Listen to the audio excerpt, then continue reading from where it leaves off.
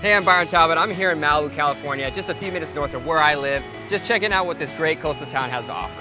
There's tons of restaurants, beaches around here, and we're here to check out the Sunset Restaurant to be inspired to make our own seafood dish.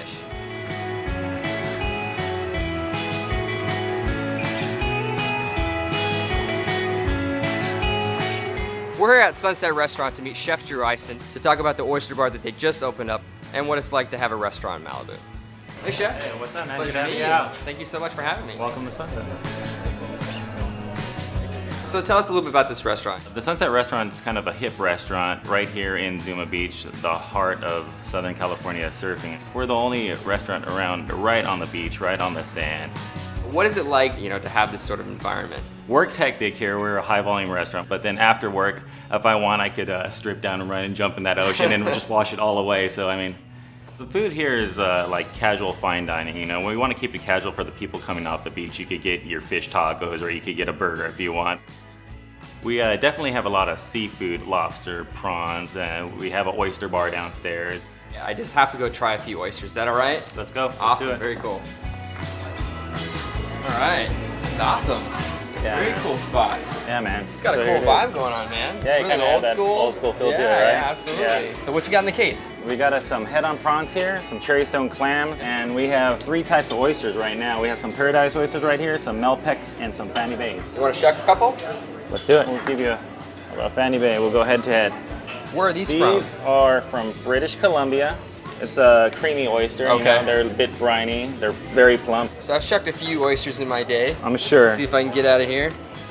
Oh, sure. I'm gonna get the one bad oyster that's hard to shuck.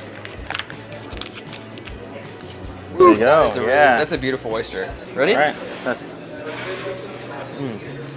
Really creamy, Really creamy. sweet. Nice brininess to it. So this was absolutely fantastic. I have to make my own oyster recipes. This is great. Thank you awesome. so much. Yeah, it's a pleasure, man. Yeah.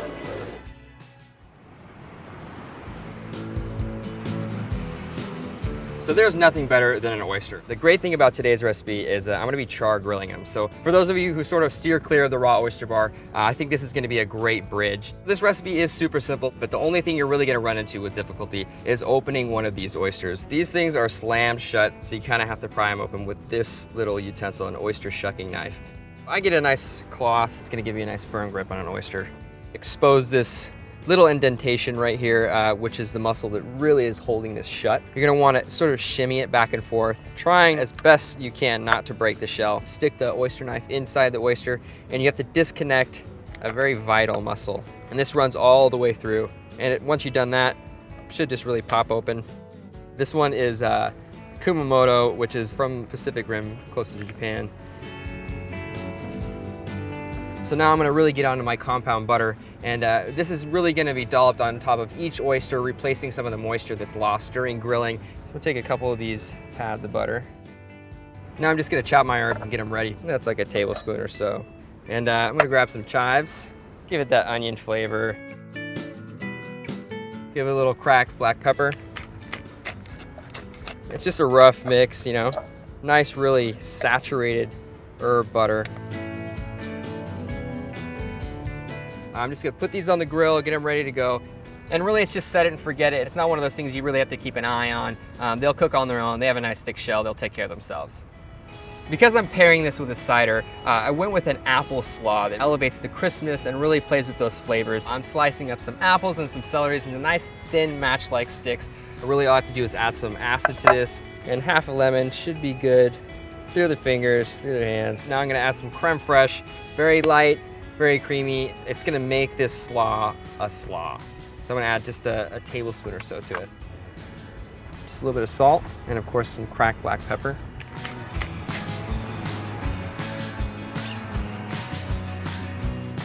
The oysters look like they're done. It's been about 10 minutes. So I'm just gonna take these off the grill.